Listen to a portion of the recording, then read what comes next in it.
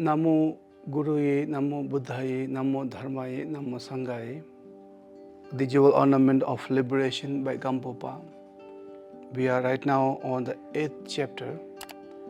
So 8th chapter, there is a refuge and precept. So this is the second part of refuge because it's quite long.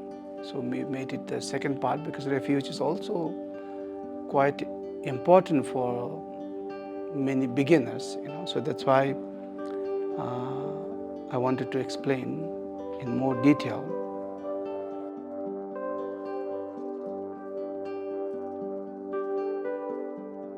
So let's talk about the time here. The Gampopa said, when you take a refuge, here's the common way and special type. So the common way one take a refuge, for example, I take a refuge to Buddha, Dharma, Sangha until end of this life, which means only this life I'm taking a refuge. And the second, the special type of time, the length of time is I take a refuge from this time onward until the ultimate enlightenment. That means maybe 1,000 lifetime, that means maybe 10 lifetime, So that's the time difference between the common and special refuge. So the motivation of taking a refuge is Gampopa here mentioned. One, the common motivation is to take a refuge with the thought of one's own unbearable suffering. So it's more like a kind of selfish purpose, like my own, I am going through this unbearable suffering in samsara, and that's why I'm taking a refuge. So that's a common way or the motivation of taking a refuge. And then there is the special motivation is to take a refuge, is here Gampopa said, refuge with the thought of others' unbearable suffering in samsara. So unable to bear the suffering of all the sentient beings, and that's why I am taking a refuge. So that's a kind of the great compassion, kind of motivation. So now let's talk about the ceremony when you take a refuge. So here Gampopa say two types of refuge ceremony. The first one, the common ceremony, teacher can be a monk, can be lay practitioner, or in the ordinary house, or in the monastery place. It doesn't really matter. And of course, you have to, make the offering, the flower, the rice, the whatever that you wish to offer to the teacher or master. So then the master will perform the ceremony. So first he will offer, or he or she, both you can take refuge from, male master guru or the female master guru. As I told you, it doesn't have to be monk, it can be a lay practitioner, but of course he who already took the refuge and kind of know how to give the refuge. So then the master will start to do the offering to maybe shrine. There might be a Buddha, the Dharma, the Sangha, the text, in the Dharma friends. So offering the flowers and the 7 branch of offerings.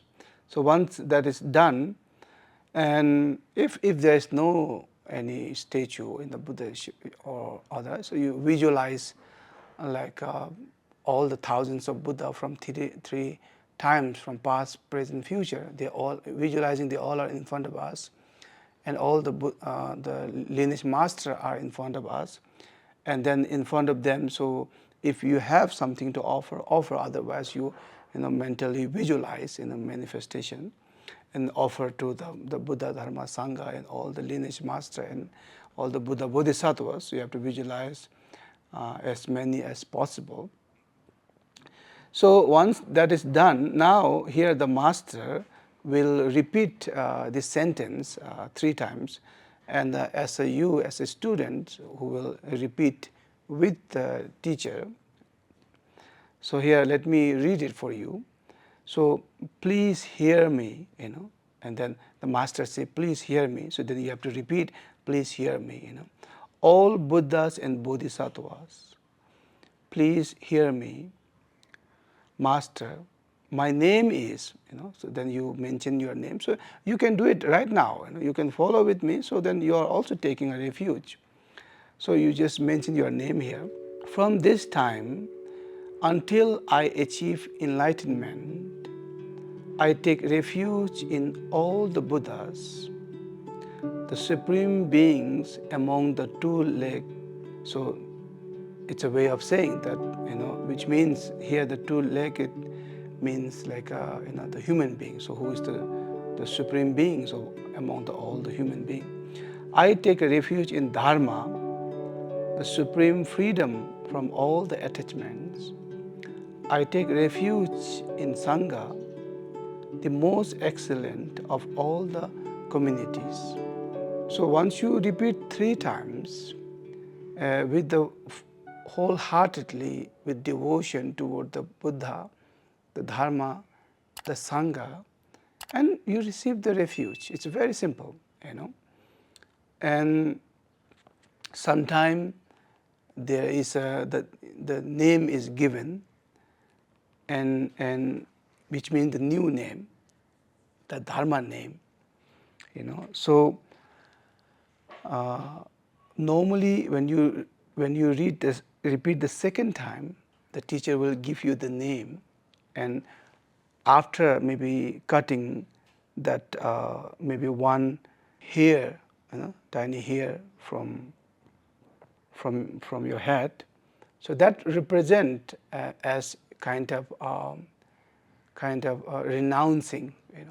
In the ancient time, they used to, no matter you are a lay practitioner, they used to like a kind of shape the whole hair when you take a refuge. But nowadays it's not really comfortable for everyone.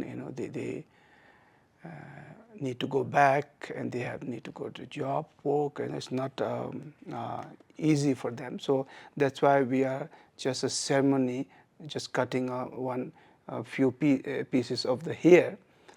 So once you receive the new name, so the new name is like almost like your rebirth. It's almost like your Dharma name. And before all the names were connected, the identity is connected to your old persona or old story or old behavior, let's say. And then now the Dharma name is connected to this new being that which just born today after taking a refuge, let's say.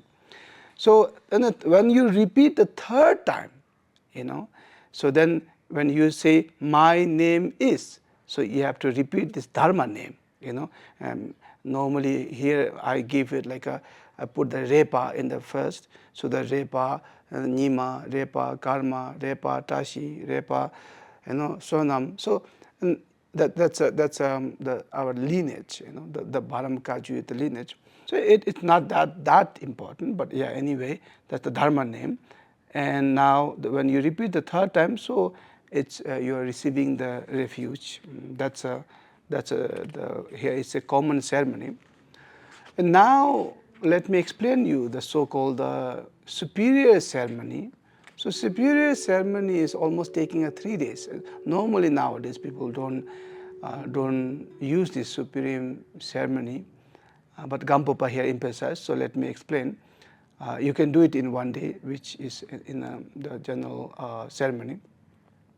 Here it looks like in the first day, the preparation, the prepare to object of refuge, which means the shrine and the thangka, the statue, and inviting the monks.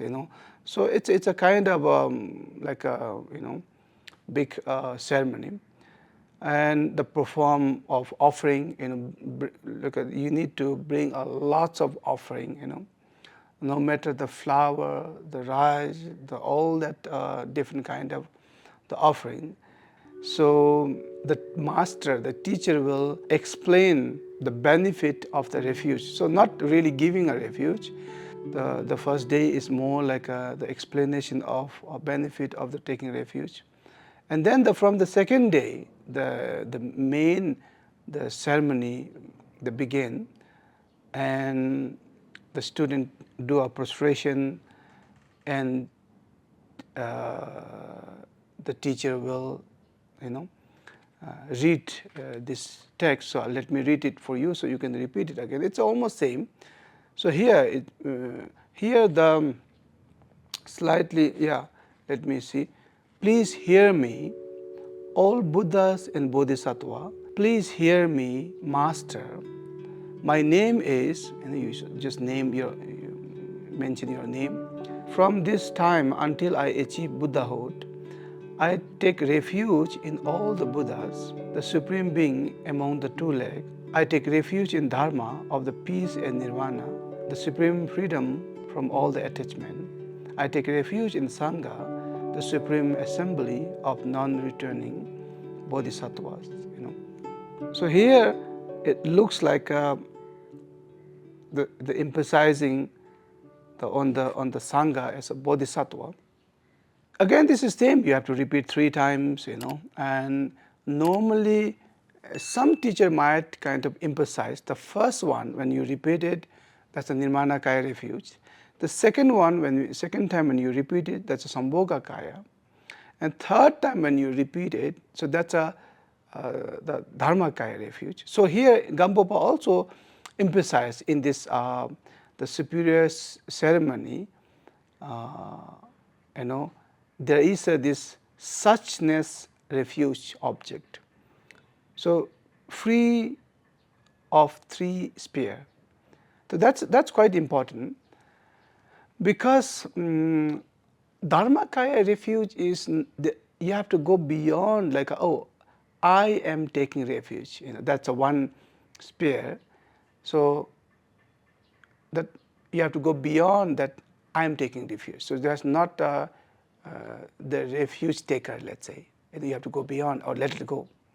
I'm taking refuge on Buddha or Dharma or Sangha. There's an object of refuge. You have to also let it go or go beyond that. The third one is, the action of refuge or the ceremony itself. You have to let it go and go beyond. So when there is no I, not them, the Buddha, Dharma, Sangha, and there's no any ceremony, when you go beyond these 3, so that is called Dharmakaya refuge. And here Gampopa emphasized the suchness refuge, So that is also the part of the superior, the ceremony. That's kind of, I think the teacher has to kind of emphasize to the student. So once you complete that, and then the third day, that the conclusion, the ceremony, where one make offering to the jewels with the gratitude. So the third day is again you have to do the closing of ceremony and offering. So that's a ceremony. Normally, the common refuge is protect one from all the harms, especially the 3 realm, lower realm, and the special refuge is protects one from the lower vehicle. That's a different. So lower vehicle means that's more like a Mahāyāna refuge. We can say that, and the common refuge is more like the Theravada refuge. So regarding the training means the advice. So once you take a refuge in Buddha, Dharma, Sangha, so you have to do offering every day possible to the Buddha, Dharma, Sangha in your shrine, before you eat food or drink. So at least you just mentally or verbally, I offer to Buddha, I offer to Dharma, I offer to Sangha. That's a very important. My mother always used to do that. Anything, whatever the fresh, she buy, first she do offering to Buddha, Dharma, Sangha in her shrine, So here there are a few more specific advice. For example, once you take a refuge in Buddha, so you should not take a refuge in other deities. That's very important, which means you should not or must not, let's say, take a refuge in samsaric deities like a water deities or goddess or tree god or mountain god, and you should not take a refuge. And the second one, once you take a refuge in Dharma, one should not harm others, sentient beings. That's a very important. And third one is once you take a refuge in Sangha, so one should not rely on, which means to making a friend with some who have a wrong view, which means there's no karma, there's no next life, or there's no enlightenment. So that's a wrong view. If somebody have a strong wrong view, if you make a friend with them, and you will start to doubt in the path of enlightenment, because the bad friends influence, and that's why better to go with the right Sangha, have a right view, have a compassion, loving kindness to other sentient beings. So that's a kind of friend circle, So these are the few things. For example, here more kind of common the advice is, once you take a refuge in Buddha, so even here it says thatsa. Thatsa means you will see sometimes a small kind of an imprint of the Buddha's image on the earth. So that means even you see the small image of Buddha, you have to take it and then put it on some higher place. So the respecting to every image of the Buddha, no matter how small, or even if you see one the single text of any words, you have to respect. When you take a refuge in Sangha, even you see the Sangha, the monk clothes, no matter even the old or small pieces, so you have to respect, you have to take it out and put it on the higher or cleaner place. So these are the few, let's say, advice once you take a refuge. And there are, here, I think benefit of refuge is the purification of the negative karma. So once you take a refuge, that's the highest purification of your negative karma from past life or in this life. You are going to the lower three realms, especially hell. The door is kind of closing, once you take a refuge, because now you already enter into the path to liberation and enlightenment. And now all the, what you call, the protection of Dharma will protect you. And once you take a refuge, because of purifying the karma, so the less obstacles, the less, let's say, the problems in life, or less fear, because there is some Buddha, Dharma, Sangha as a protection. So, even your nightmares will be reduced. There are so many benefits, but most important benefit is that your time of kind of wandering in samsara is kind of going to stop now soon. The time to liberation or enlightenment is kind of coming much closer after taking a refuge. So thank you very much. And this is completing the second part of the refuge. And may you all take a refuge.